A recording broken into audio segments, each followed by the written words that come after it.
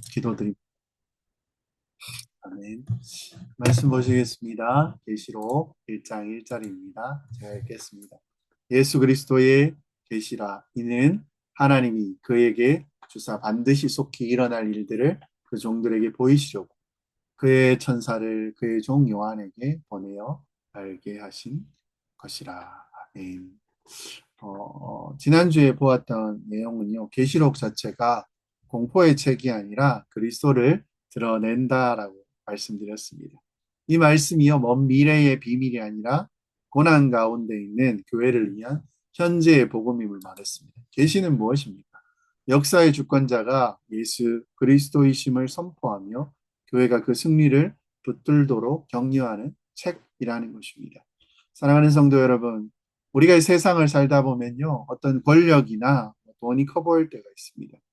근데 오늘 가운데 다니엘서를 볼 건데요. 느부갓네살 왕처럼, 로마처럼, 오늘날 국가 권력처럼 마치 그들이 역사를 움직이는 것처럼 보입니다. 또 전날 가운데에도 또 미국이 또 어떤 나라를 공격하는 또그 상황들을 보게 됩니다. 그들이 마치 역사를 움직이는 것처럼 보여집니다. 근데요, 다니엘서에서는 아시죠? 금, 은, 노, 철, 거대한 그 신상이 영원할 것처럼 보여지지만 결국 무너진다는 것입니다. 그리고 손대지 아니할 돌이 그 모든 나라를 쳐부수고 영원한 나라를 세운다는 것입니다. 이 돌이 누구냐면요, 다니엘서 7장에 나오는 인자 같으니라고 말씀하고 있습니다. 예수님이십니다. 마가복음 14장에서도 또 그렇게 표현하시고요. 베드로서에는 또 뭐라고 합니까? 우리가 많이 하는 모퉁이 돌이라고 표현합니다. 손대지 아니한 돌 예수 그리스도이십니다. 계시록은요, 다니엘의 예언이 이미 성취되었음을 선언하는 책이라는 것입니다. 종말은 아직 오지 않는 사건이 아니라 예수님이 이 땅에 오심으로 시작되었고 이제 이미와 아직 사이에서 우리는 살아나가는 백성이라는 것입니다. 그래서요, 먼저 이제 마가복음을 한번 살펴보겠습니다. 40절, 41절 이렇습니다. 한 나병 환자가 예수께 와서 꿇어 엎드려 간구하여 이르되 원하면 저를 깨끗하게 하실 수 있나이다. 이렇게 말합니다. 41절은 또 뭐라고 합니까? 예수님께서 불쌍히 여기사 손을 내밀어 그에게 대시며 이르시되 내가 원하노니 깨끗함을 받으리라 하시니 예수님이 이 나병 환자를 어떻게 여기신다고요? 불쌍히 여기사라고 이야기합니다. 그래서 5장 19절에 뭐라고 이야기합니까? 근데 허락하지 아니하고 그에게 이르시되 집으로 돌아가 주께서 내게 어떻게 큰 일을 행하사 너를 불쌍히 여기신 것을 내 가족에게 알리라 하시니 여기도 뭐라고 이야기합니까? 불쌍하게 여기신 것을 나옵니다. 하나를 더 찾아보면요. 마가복음에 보면 이렇습니다. 6장 34절에 예수께서 나오사 큰 무리를 보시고 목자 없는 양 같음으로 인하여 불쌍히 여기사 이에 여러 가지로 가르치시더라. 예수님의 가장 큰 특징, 역사의 주권자이신 예수 그리스도의 가장 큰 특징이 무엇입니까? 불쌍히 여기사입니다. 이게 하나님의 성품이라는 것입니다. 사랑하는 지체 여러분, 우리가요, 어려움에 처해 있을 때가 있습니다. 아니요, 항상 어려움에 처해 있습니다. 우리는요, 아닐 때도 있고 또 그럴 때도 있습니다. 근데 언제 우리 가운데 이 상황이 나는 괜찮은 것 같지만요, 그 위험과 시험이 우리에게 다가왔을지 어떻게 합니까? 근데요, 그 위험 가운데 우리가 처했을지라도 어떻습니까? 우리를 불쌍히 여기신 우리 주 앞에 기도하면 됩니다. 그래서 혼자 하지 마시라는 것입니다. 기도할 때. 누가 있습니까? 교회가 함께 기도하는 것입니다. 많은 숫자가 기도를 해야 응답을 받으십니까? 10,000명이 하면 기도가 더 잘 응답 받으실 것 같습니까? 10만 명. 어떻게 보면 많지 않습니다. 여기도 고작 몇 명입니다. 근데요, 다니엘과 친구들은 몇 명입니까? 3명 밖에 없지 않습니까? 친구들 3명. 근데도 응답합니다. 우리는 몇 명입니까? 그렇죠. 4명은 넘을 겁니다. 이게 얼마나 큰 은혜인 줄 여러분 생각해 보시면 좋겠습니다. 하나님의 기도 응답은요, 숫자가 아니라는 것입니다. 몇 명이든 함께 성도들이 모여서 기도하고 간구할 때 그 역사하심이 크다라는 것입니다. 이거 여러분 기억하십시오. 그래서요, 이렇게 다니엘이 기도했더니 그 다니엘이 나중에 또 살펴보면 나오지만 며칠 후도 아니고요. 2장 19절에 이렇게 이야기합니다. 이에 이 은밀한 것이 밤의 환상으로 다니엘에게 나타나 보임에 다니엘이 하늘에 계신 하나님을 찬송하니라. 느부갓네살이 얘기했고요.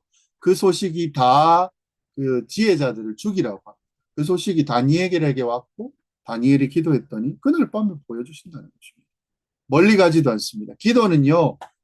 기도할 때 속히 일어난다는 것입니다. 우리가 느끼기엔 어떻습니까? 목사님, 오늘 우리가 기도하면 오늘 이루어집니까? 그건 모르죠. 하나님만 아시고 하나님이 가장 적절할 때 반드시 이루어 주신다는 것이고요. 그게 자녀로서의 우리의 능력입니다. 우리의 힘입니다. 여러분, 이게요, 우리의 믿음이라는 것입니다. 하나님께서는 가장 적절한 때에 그걸 이루신다는 것입니다. 그리고 응답하신다는 것입니다. 이걸로 우리가 신앙생활을 해 나가는 것입니다. 숫자나 규모나 여러분, 그 크기로 신앙생활을 하십니까? 아닙니다. 우리의 경험이나 우리의 실력으로 우리가 신앙생활을 하는 것이 아니라는 것입니다. 우리는 누굽니까? 오직 그리스도 그분을 보고 그분을 믿고 그분을 의지하면서 신앙생활을 해 나아가는 것입니다. 20절에 뭐라고 이야기합니까? 다니엘이 말하 이르되 영원부터 영원까지 하나님의 이름을 찬송할 것은 지혜와 능력이 그에게 있음이로다. 그래서요, 기도 응답을 통해서 우리는 우리 개인 또 우리가 하는 직장, 사업장, 뭐 친척, 뭐 교회 이 모든 어려움 속에서요, 하나님이 기도를 응답하시는 목적이 무엇입니까? 그 이유는 뭐라고 이야기합니까? 그 이유가 뭐예요? 20절에 다시 한번 보면요. 다니엘이 말하 이르되 영원부터 영원까지 하나님의 이름을 찬송할 것은 지혜와 능력이 그에게 있음이로다. 아멘. 영광을 받으신다는 거예요. 기도에 응답해 주시면서 영광을 받으신다는 것입니다. 하나님은 우리의 기도를 통해요. 우리의 간절한 기도를 통해 반드시 그분께 영광을 돌릴 그때가 우리에게 속히 임하게 될 거라는 것입니다. 기도할 때요. 그 영광이 임한대요. 함께 같이 기도하는 것이 중요한 것이 나옵니다. 다니엘 그리고 세 친구가 기도했죠. 한 명 이상만 있습니다. 그러면요, 하나님은 어떤 것을 이야기하십니까? 21절에 이렇게 이야기합니다. 그는 때와 계절을 바꾸시며 왕을 폐하시고 왕을 세우시며 지혜자에게 지혜를 주시고 총명한 자에게 지식을 주시는도다. 뭐 어떻게 보면요, 오늘날 우리나라 뭐 현상적으로 보면 어떻습니까? 국가가 어려움에 있고 양쪽으로 더 극단적으로 나누어져 있고 그 안에 서로 굉장히 많은 정치적인 색깔들을 내어 보입니다. 그래서 나라가 어려워졌고 지금 이 상황이라고 이야기합니다. 근데요, 이 모든 행동들이 나쁘다, 좋다 보다는요, 해야 된다, 말아야 된다.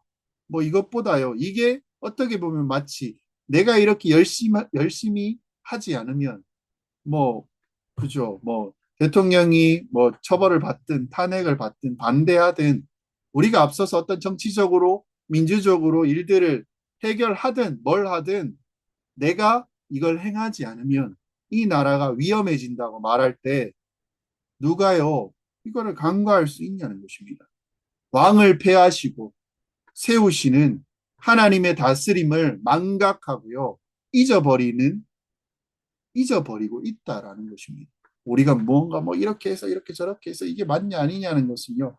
어떻게 보면요. 이런 행동은요. 뭐가 없냐라고 우리에게 다시 되묻게 되냐면요. 믿음이 없는 겁니다. 하나님이 지금 왕을 폐하시고 다스리시는 것은요. 그분의 주권이라고 이야기하고 있습니다.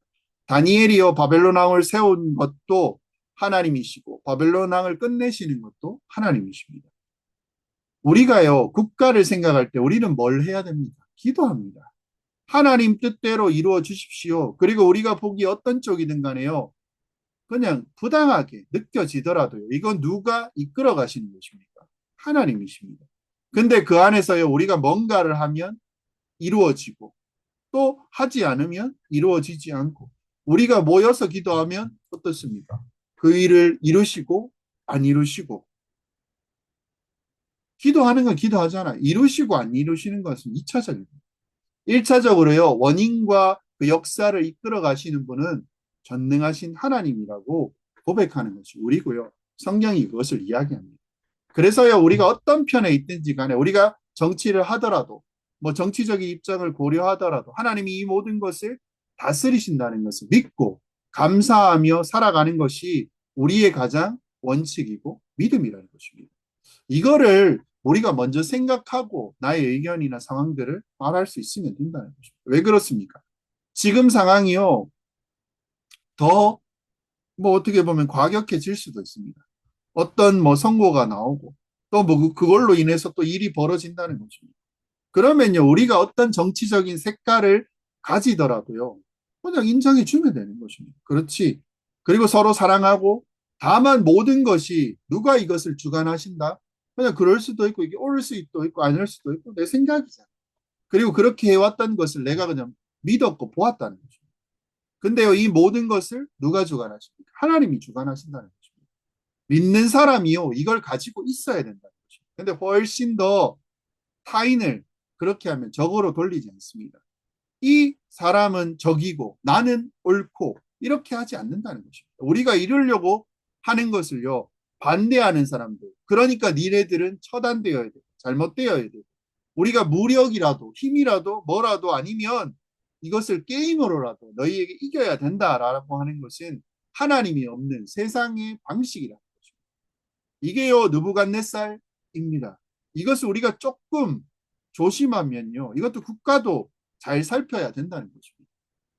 22절, 23절 읽어보면 이렇습니다. 그는 깊고 은밀한 일을 나타내시고 어두운 데에 있는 것을 아시니 또 빛이 그와 함께 있도다. 나는 조상의 하나님이여 주께서 이제 내게 지혜와 능력을 주시고 우리가 주께 구한 것을 내게 알게 하셨사오니 내가 주께 감사하고 주를 찬양하였나이다. 곧 주께서 왕의 그 일을 내게 보이셨나이다 하니라. 그렇죠. 앞에 내용들 19절에서 이렇게 보면 찬양을 시작합니다. 다니엘이 하늘에 계신 하나님을 찬송하고 또 20절에 뭐라고 얘기하면요, 또 찬송한다고 합니다. 그리고 마지막에 그가 끝낼 때 기도가 뭘로 끝납니까? 감사하고 주를 찬양함으로 마무리된다는 거죠. 우리가 기도할 때 이렇게 마무리돼야 돼요. 이것이 우리의 신앙생활입니다. 우리의 기도와 우리의 삶이 그 찬양으로 시작해서 찬양으로 끝나는 것입니다. 예수님이 가르쳐 주신 기도가 그렇습니다. 모든 하나님의 영광과 나라와 권세와 영광이 아버지께 있습니다. 라고 끝나지 않습니다. 계시록이 마지막 책이잖아요. 그 전에 유다서에서 처음과 끝부분에 뭐라고 얘기하냐면요, 그분의 보호하심과 권세와 권력과 영광이 아버지께 영원히 있다라고 고백을 합니다. 그 일은 결국 무엇입니까? 하나님 그분의 뜻대로 이루신 우리 같은 피조물이 하나님의 영광을 보며 감탄하는 것이 목표입니다. 우리의 일이라는 것입니다. 우리의 일, 우리가 뭔가 열심히 싸우고 뭐 이렇게 하는 것보다요, 그분이 하신 일을 본다는 것입니다. 그리고 우리는 감격합니다. 다니엘이 그런 일을 하셨다는, 다니엘이 그런 일을 했다는 것입니다. 그래서 하나님의 꿈을 해석해 주십니다. 그래서 27, 28, 29, 30절에 이렇게 이야기하죠. 다니엘이 왕에게 대답하여 이르되 왕이 물으신 바 은밀한 것을 지혜자나 술객이나 박수나 점쟁이가 능히 왕께 보일 수 없으되 오직 은밀한 것을 나타내실 이는 하늘에 계신 하나님이시라. 그가 느부갓네살 왕에게 후일에 될 일을 알게 하셨나이다. 왕의 꿈, 곧 왕의 침상에서 머릿속에 받은 환상은 이러하니이다. 왕이여 왕의 침상에서 장래의 일을 생각하실 때에 은밀한 것을 나타내시는 이가 장래의 일을 왕에게 알게 하셨사오며 내게 이 은밀한 것을 나타내심은 그 지혜가 모든 사람보다 낫기 때문이 아니라 오직 그 해석을 왕에게 알려서 왕의 마음으로 생각하던 것을 왕에게 알려주려 하심입니다. 해석하기 전에요, 이 꿈은요, 하나님께서 내게 알려주신 것이고 이것을 해석할 수 있는 능력은 나한테 없다라는 거죠. 어느 누구도 이걸 해석하지 못한다는 거죠. 그래서 하늘이 하나님이 진짜 왕이시라는 것을 먼저 고백하고 시작합니다. 근데요, 이 내용 중에 28절에 느부갓네살 왕에게 후일될 일이라고 이야기를 하고 있습니다. 후일에 될 일이라고 표현을 합니다. 근데요, 이것이요, 느부갓네살 바벨론에게 당장은 해당이 안 된다는 것입니다. 느부갓네살 왕에게 이루어질 일은 없는 것입니다. 후일에 될 일이라고 하고, 근데 하필이면 왜 그에게 말했냐는 거죠. 사랑하는 지체 여러분, 성경에서 많은 왕들 중에요, 느부갓네살이라고 할 때 세계 최강대국이었던 로마 황제보다 더 강했던 왕이고요. 근데 그 세계 최강 왕에게 하나님께서 꿈을 꾸게 하십니다. 아이러니합니다. 세상에서요, 권력이 있는 역사적으로 제일 센 왕에게 꿈을 꾸게 하셨는데 그 꿈의 내용이 뭔지를 보면 놀랍습니다. 무엇입니까? 마치 이 세상을 지배하는 사람이 나라고 그 왕은 생각했는 거고요. 바벨로 왕 중에서 가장 강력한 힘을 가졌던 신적인 존재라고 생각되었다는 거죠. 근데요, 그 왕의 꿈을 통해서 하나님이 너 아니야. 네가 세계 최고인 것 같지? 너 세상을 이끌어가는 것 같이 보이지? 네가 아니야. 나야. 하나님 그렇게 말씀하시는 거죠. 이걸 통해서요, 하나님이 어떤 일을 이루실 것을 그 가운데 보이시고 계십니다. 31절에 뭐라고 이야기합니까? 왕이여, 왕이 한 큰 신상을 보셨나이다. 그 신상이 왕 앞에 섰는데 크고 광채가 매우 찬란하며 그 모양이 심히 두려우니. 그러니까 신상이 보입니다. 그리고요, 그 꿈의 신상이 뭐냐면 크고 광채가 찬란하고 머리는 순금이 뭐 우상이죠. 그걸 설명합니다. 하나의 큰 신상, 가슴은 뭐 은이라고 이야기해요. 또 배 넓적다리는 롯이라고, 뭐 종아리 쇠고 뭐 흙이라고 이렇게 되어 있습니다. 뒤에 보면요. 4절에 보면 쇠와 진흙을 발에 쳐서 부수니라. 뭐 이런 표현을 쓰고 있습니다. 그러니까 금은 동, 쇠, 흙 이렇게 지어져서 만들어진 신상이 눈앞에 보이고. 근데요, 특이합니다. 금이면 금이고 뭐 흙이면 흙이지. 네 가지 뭐 다섯 가지 이렇게 나누어져 있습니다. 근데요, 34절에 뭐라고 이야기합니까? 또 왕이 보신즉 손에 대지 않은 돌이 나와서 신상의 쇠와 진흙의 발을 쳐서 부서뜨리매라고. 34절이 핵심입니다. 어떻게 됐냐면요. 갑자기 손대지 않는 깨끗한 돌 하나가 날아와 이 우상을 박살내는 것입니다. 그래서요, 35절에 뭐라고 이야기합니까? 그때 쇠와 진흙과 녹과 은과 금이 다 부서져 여름 타작마당에 겨와 같이 되어 바람에 불려갈 곳이 없었고 우상을 친 돌은 태산을 이루어 온 세계에 가득하였나이다. 뭐 이렇게 얘기해요. 조그만 돌 하나가 올라와서 금, 쇠, 은 그냥 박살 내버립니다. 타정나무 마당은 뭡니까? 평평한 곳이죠. 거기서 이제 편말했는데요. 그 부서져서 그것이 무너뜨려지니까 태산을 이루고 온 세상에 가득했다고 하는 거죠. 그러니까 왕이 도대체 이게 무슨 일이냐라고 생각할 수 있습니다. 그래서 다니엘이 그 우상과 돌들이 무엇을 설명해 주는지를 이야기합니다. 36절에 그 꿈을 이루한 즉 내가 이제 그 해석을 왕께 왕 앞에 아뢰리이다 하심입니다. 그렇게 얘기해요. 37절에 뭐라고 이야기합니까? 왕이여, 왕은 여러 왕 중에 왕이시라. 하늘의 하나님이 나라와 권세와 능력과 영광을 왕에게 주셨고, 하늘의 하나님이여 나라와 권세와 영광을 너에게 준 것이니까 이게 진짜 또 다니엘에게는 큰 믿음의 고백이에요. 뭐 대통령이든 뭐 미국 뭐든지 뭐 시진핑이든 뭐든 간에 하나님이 세우셨다라는 것을 보여줍니다. 그런데요, 다 주신 분도 하나님이십니다. 이것을 기억하라는 거죠. 38절에 뭐라고 이야기합니까? 사람과 들짐승과 공중의 새들 어느 곳에 있는 것을 막론하고 그것들은 왕의 손에 넘기사 다 다스리게 하셨으니 왕은 곧 그 금머리니이다. 여기서 해석을 해주는 거죠.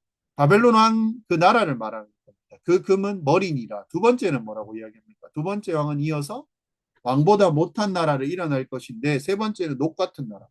금, 은, 온 세계를 다스리려고 합니다. 뭐 뒤에 보면요. 메데 바사 뭐 이렇게 이야기합니다. 뭐 다니엘서 이제 7장 뒤에 나오는데요. 그 나라가 어떤 나라인지를 계속 설명을 해주고 있다라는 것입니다. 뒤에 가면요. 뭐 그 나라들이 녹이고 뭐 온 세계를 다스릴 것이다. 뭐 헬라라고 이야기하기도 하고요. 또 네 번째로 쇠. 그리고 쇠는 무엇입니까? 모든 물건을 다 부수는 거죠. 그리고 그 나라가 문 나라를 부수고뜨리고 찍고 그리고 잘 지을 것이며 그 나라는 로마를 이야기합니다. 얼마나 강한지를 말한다는 것입니다. 그래서 지금 우상이 뭘 얘기하냐면요. 바벨론, 메데, 바사, 헬라, 로마 제국. 다시 말하면 세계 최강국의 나라들을 설명하지만 뭐 보편적으로 이렇게 이야기를 합니다. 세계의 모든 나라들이 가장 강력한 힘에 가진 나라를 상징하는 것입니다. 이 나라들이 어떻습니까? 영원할 것처럼 보입니다. 영원할 것 같았습니다. 근데요, 이 바벨론 하나가 부서지고 그 다음 나라가 또 세워지고 부서지고 그 다음 나라가 또 세워지고 부서질 것을 하나님께서 지금 말씀하십니다. 근데 이 나라를요, 세상 사람들이 가장 강력하고 막강하고 하는 이 나라들이 왜 박살이 납니까? 44, 45절에 이렇게 이야기합니다. 이 여러 왕국들의 시대에 하늘의 하나님이 한 나라를 세우시리니 이것은 영원히 망하지도 아니할 것이요 그 국권이 다른 백성에게도 돌아가지 아니할 것이요 도리어 이 모든 나라를 쳐서 멸망시키고 영원히 설 것이라. 손대지 아니한 돌이 하늘에서 산에서 나와서 쇠와 녹과 진흙과 은과 금을 부서뜨린 것을 왕께서 보신 것은 크신 하나님의 장래일을 왕께 알게 하신 것이라. 그 꿈은 잠되고 이 해석은 확실하니이다. 하니. 아멘. 44절에요. 나라를 세운다고 합니다. 누가요? 하나님이. 그리고 그 모든 나라들을 설명하시자. 모든 나라. 그러니까 말하는 게 뭡니까? 바벨론에서 로마까지 뿐만 아니라 모든 나라를 멸망시키는 일을 누가 한다는 거죠. 손대지 아니하는 돌이라고 합니다. 그렇습니다. 그거를요, 다니엘서에서 뒤에 7장에 보면요.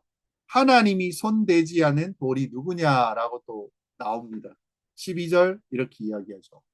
그 남은 짐승들의 그 권세를 빼앗겼으나 그 생명은 보존하되 정한 시기가 이르기를 기다리게 되었더라. 아멘. 13절에 뭐라고 이야기합니까? 13, 14. 내가 또 밤 환상 중에 보니 인자 같은 이가 하늘 구름을 타고 와서 옛적부터 항상 계신 이에게 나아가 그 앞에 인도되매 그에게 권세와 영광과 나라를 주고 모든 백성과 나라들과 모든 언어를 말하는 모든 자들이 그를 섬기게 하였으니 그의 권세는 소멸되지 아니하는 영원한 권세 그의 나라는 멸망하지 아니할 것이니라 라고 얘기해요. 손대지 아니할 돌이 나와서 보면요. 뭐 네 개, 뭐 뒤에 보면 짐승, 또 뭐 이런 것들이 나옵니다. 환상. 네 개의 짐승이요. 느부갓네살에서 꿈꿨던 또 여기서 보면 내 나라를 또 이야기를 한다라는 것입니다. 그 환상을 그렇게 보여줍니다. 다니엘이요. 그리고 손대지 아니하는 돌을 뭐라고 이야기하냐면 9절에 이렇게 내가 보니 왕자가 놓이고 옛적부터 항상 계시니가 좌정하셨는데 그의 옷은 희기가 눈 같고 그의 머리털은 깨끗한 양의 털과 같고 그의 보좌는 불꽃이요 그의 바퀴는 타오르는 불이며 누구를 보여주는 것입니다. 계시록 1장이 나옵니다. 그때 뭐 살펴보면요. 누가 모든 나라를 부서뜨리는 자라고 얘기하는데 인자 같은 이 성경에서요. 다 나와 있진 않지만 한번 찾아보면 이렇습니다. 돌.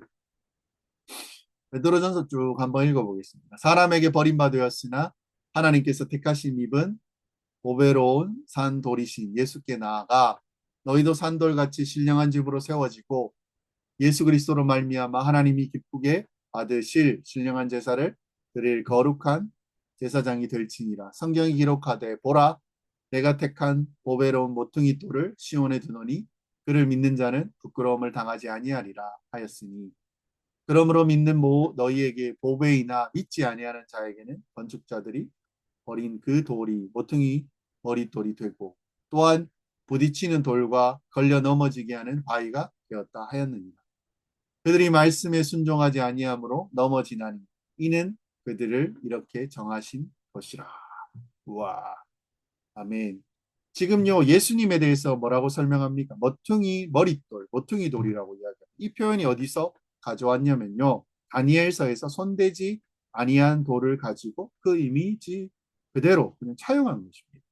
마지막에 예수님이 뭐라고 얘기하십니까? 마가복음에 뒤에 보면요. 4일 동안 뭐 성전을 무너뜨려라. 사흘 동안 내가 세울 것이다. 이렇게 이야기해요. 말도 안 되는 소리 하지 말라고 예수님이 또 답변하신 내용이 있습니다. 마가복음 14장이죠. 읽어보겠습니다. 침묵하고 아무 대답도 아니하시거늘 대제사장이 다시 물어 이르되 내가 찬송받을 이의 아들 그리스도냐 예수께서 이르시되 내가 그니라 인자가 권능자의 우편에 앉은 것과 하늘 구름을 타고 오는 것을 너희가 보리라 하시니 아멘. 어디서 가져온 겁니까? 다니엘서 7장에 옛적부터 계시니 뭐 앞에 이렇게 이야기합니다. 앞에서요 인도되어서 그에게 권세와 영광과 나라를 주는 것은 하늘 구름을 타고 오셨다는 그 표현을 통해서 그대로 쓰면 그 사람이 바로 나다라고 말씀하시는 것입니다. 그리고 예수님이 이 땅에 오셔서 예수님이 오시는 게 종말이라고 할 수 있습니다. 그리고 계시록에서요 뒤에 보면 2장 28절에 뭐라고 이야기합니까? 오직 은밀한 것을 나타내실 이는 하늘에 계신 하나님이시라. 그가 느부갓네살 왕에게 후일에 될 일을 알게 하셨나이다. 왕의 꿈 곧 왕이 침상에서 머릿속으로 받은 환상은 이러하니라. 뭐 이렇게 이야기합니다.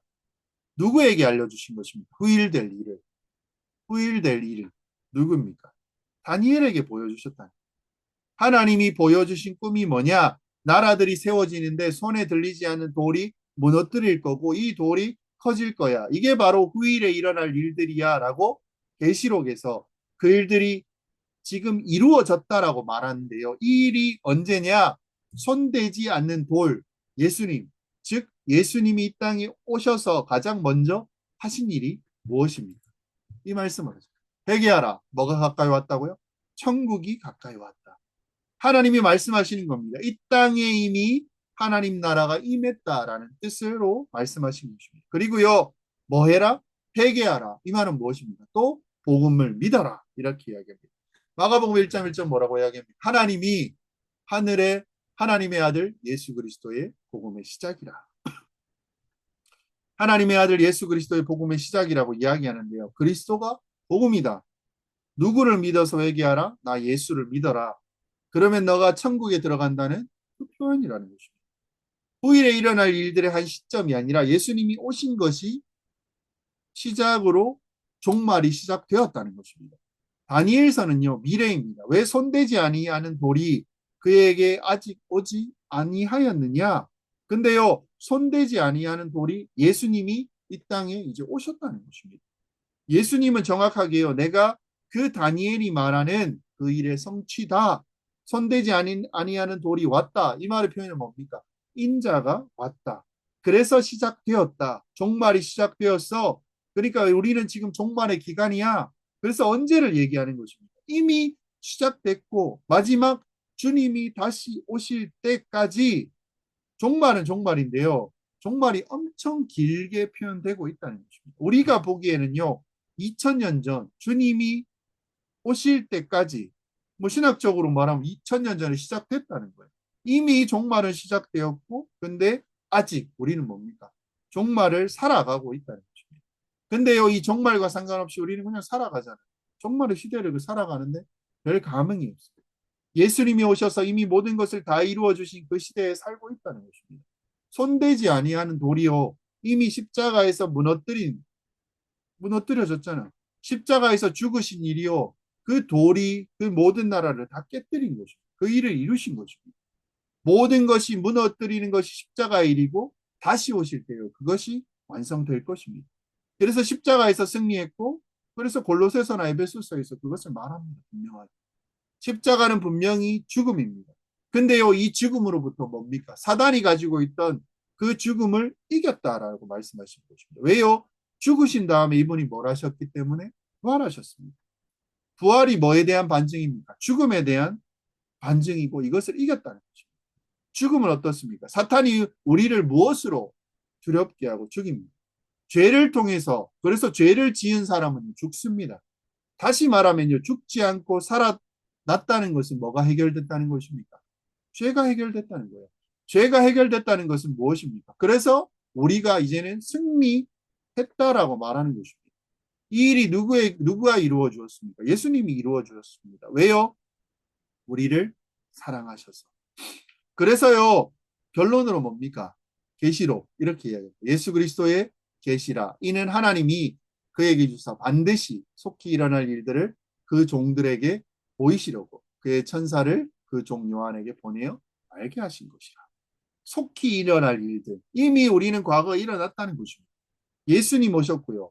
두 번째로 그분이 부활 승천하셔서 이 세상을 지금 다스리고 있는 것이 현재입니다.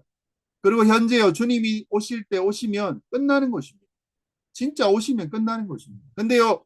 그 지금이 어떤 시간입니까? 예수님이 이 땅에 오셔서 우리를 다스리고 있는 이 세상에 대한 이야기. 지금 예수님이 이루셨고 지금 그분이 다스리심을 이루어가는 이 역사의 흐름 속에 우리가 그냥 있다라고 이야기한다는 것입니다. 계시록이요. 그 책을 받은 사람들은 불과 몇 년이 안 됐잖아요. 그 시대에서는. 90년 정도 이 책이 쓰여졌습니다. 그러니까 그때로 이야기하면 얼마 안 됐다는 거죠. 그래도 과거는 과거고요. 미래는 뭡니까? 그 당시의 상황들이 어땠습니까? 기독교인들이 계시록이 써졌을 때. 콜로세움이라는 곳에서 사자들에게 기독교인들을 몰아넣습니다. 사자를 풉니다. 배고픈 사자. 그래서 그들 중에 누가 먼저 죽느냐, 빨리 죽느냐를 가지고 내기를 하고 술을 마십니다. 뭔가 이제 그냥 축구나 야구 경기처럼 그것들을 바라보고 로마 시민들 앞에서 그냥 그들이 뭐 남편 같은 게 처자식이 사자에 찢겨 죽이는 그 광경을 부모가 그렇게 되는 광경을 바라보며 믿음을 저버리라고 말하고 있는 것이죠. 그 시대에요. 밤에 어떻습니까? 환락을 즐기고 사람을 꼬챙이에 찔러서 기독교인들을 그 마치 횃불로 그 기름으로 쓰는 잔인무도한 정말 악한 세상, 신앙을 저버리고 그렇게 하라고 말하고 외치고 그 소리 가운데 뭐라고 얘기하겠습니까, 사람? 하나님 어디 계십니까? 아무리 울부짖어도요, 전혀 하나님보다 로마 황제의 권력이 최고인 것처럼 보이는 그 시대에 요한계시록을 쓰면서 뭐라고 말해야 되냐는 것입니다. 너희들이 봤을 때 세상이 하나님이 아닌 세상의 권력이 마치 신인 것처럼 보이지만 아니야. 주님은 이미 승리하셨고 주님이 다스리는 너희들 눈에 보기에는 이 세상이 다 다스리는 것 같지 그렇지 않아. 부활하신 주님이 승천하셔서 우리를 지금 다스리고 계셔. 라고 하는 이게 정말 우리에게 위로가 되겠습니까? 그래서 그들에게 믿음을 저버리지 말라고 요한에게 다시 계시록을 쓰게 하신 것입니다. 우리 주님은 동일하십니다. 지금 우리도요, 어려움들이 있을 것입니다. 우리에게 어려움 속에서요, 사실 뭐 어려움이 중요하죠.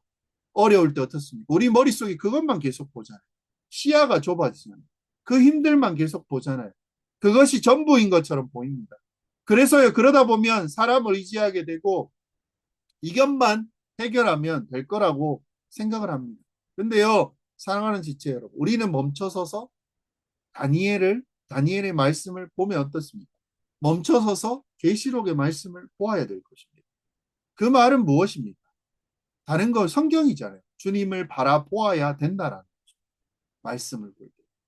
지금 당장요, 내가 하는 뭐 직장, 사업장, 뭐 친척들 어떤 어려움이나 뭐 이런 상황들, 가정 안의 어려움들이 분명히 있을 것입니다.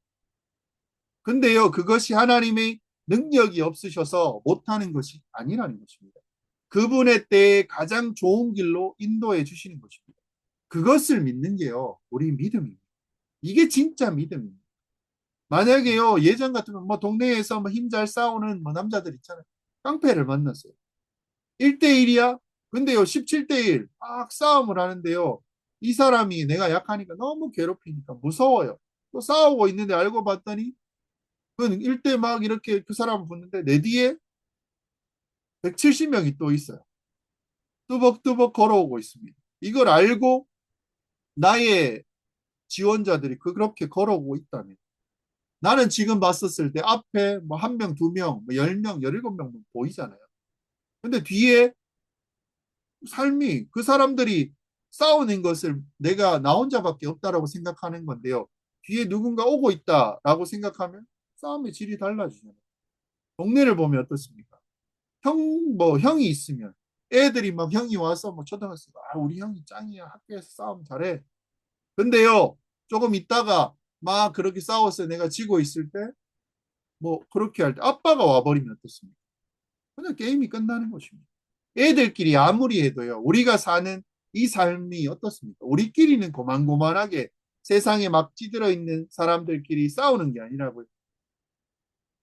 뭔가 하나에 매여서 이거 해결되지 않으면 완전히 뭔가 끝날 것처럼 말하잖아요.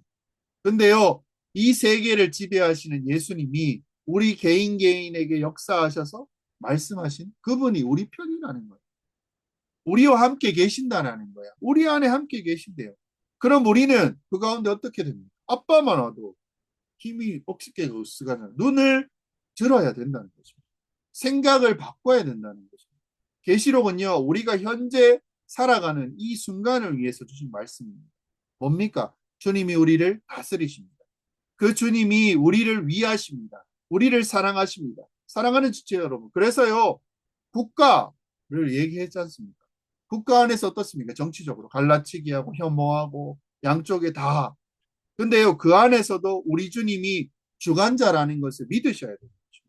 주님의 뜻대로 이루어 가실 것이라는 것입니다. 어떤 곳에서도요, 어디를 가든지요, 어느 곳에 있든지 공동체에서도요, 여러분 어떤 신앙의 어려움이 있을지라도 세상에 어떤 유혹이나 어떤 어려움이 있을지라도 고난 속에서도 끝까지 우리는 믿음을 지켜야 됩니다.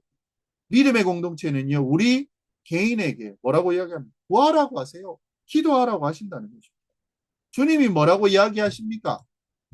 예수님이 매일매일 우리에게 일용할 양식을 구하라고 하시는 것입니다. 일용할 양식을 구하라는 것은 매일매일 그날의 은혜를 달라고 뭐라는 것입니까? 기도하는 것입니다. 일용할 양식을 구하는. 우리의 믿음으로 어떻습니까? 오늘을 살아가기 충분한가요? 내일은요, 오늘의 믿음으로 내일을 살 수는 없습니다. 내일은 내일의 믿음이 필요하다는 것입니다. 그래서 내일의 은혜가 필요한 것이죠. 하나님이 뭐라고 이야기하십니까? 하나님은 만나와 메추기라기를요, 주일 빼고 안식일 빼고 하루 매일 보내주셨습니다. 귀찮습니다. 한 번에 보내주셔서 그냥 안 썩게 하시면 되잖아요. 근데 그렇게 하지 않는다는 거예요. 우리는 우리를 아시는 것입니다. 매일매일 우리가 주님 앞에 기대야만 살 수 있는 존재라는 것을 아신 것입니다. 일용할 양식을 구하라고 말씀하신 이유가 무엇입니까? 일용할 양식을 주실 수 있는 능력을 가진 분이시기 때문에 그렇습니다. 그 능력이 있으십니다. 어떤 어려움이 여러분 있으십니까? 여러분 직장에 어려움 있어요, 없어요? 사업에 어려움 다들 있으시죠? 가정에 어려움들 있잖아요. 또 우리 그리고 내가 어떻게 할 수 없는 중에 어려움을 겪고 있는 것들, 또 내 주위에 어려움을 겪고 있는 수많은 일들, 세상 권력, 느부갓네살이요, 정말 큰 힘을 가지고 내고 있어도 이겨낼 수 없다는 것입니다. 여러분, 안 돼요. 돈으로도, 명예로도, 자기 힘으로도 우리는요, 오직 이 세상을 주관하시는 하나님 아버지의 역사, 그분이 이끌어 가시고 그 역사 속에 우리가 있다라는 것입니다. 그걸 우리는 자각해야 된다는 것입니다. 그분이 어떻게 하십니까? 가장 좋은 길로 우리를 인도하시는 그 주님 앞에 주님이 나를 다스리신다라는 그 믿음이 여러분 흔들리시지 않기를 바랍니다. 지금도요, 우리는 매일매일, 아니, 이미 승리하신 그리스도를 붙잡아야 되는 것입니다. 붙잡았는데요, 내가 승리하지 않으셔야 됩니다. 예수님 붙잡았으니까 내가 이겼다, 이게 아니고요. 그게요, 끝까지 그분을 의지하는 것입니다. 주님이 승리하셨어요. 그분만 붙잡으면 됩니다. 그리고 그분을 의지하면 됩니다.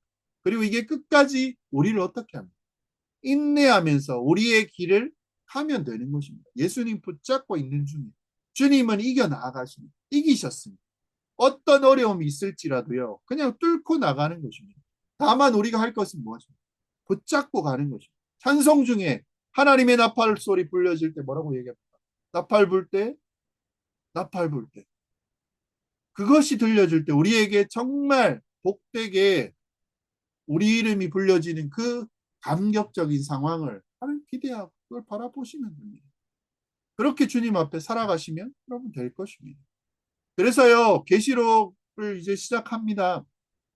여러분 믿으십시오. 끝까지 말씀을 믿고 살아가는 것. 이미 예언에서 믿었던 시편 기자가 이런 말을 합니다. 시편 121편에 이런 내용이 있습니다. 내가 산을 향하여 눈이 들리라. 나의 도움이 어디서 올까?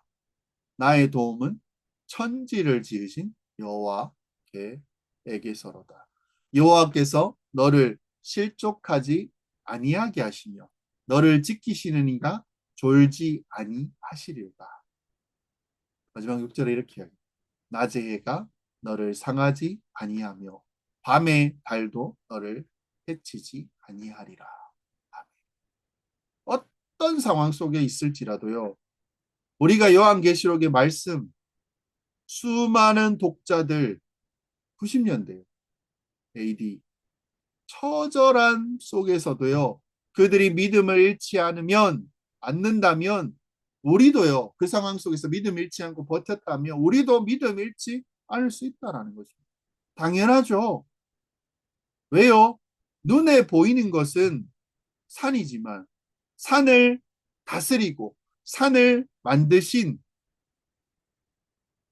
그 산을 볼 때 우리는 하나님을 본다라는 것입니다. 시편 기자는요, 우리가 문제 위에 문제를 넘어서 문제를 해결하시는 전능하신 하나님 아버지, 그리고 우리는 뭡니까? 우리 주 예수 그리스도를 바라보면서 오는, 그쵸? 주일이잖아요.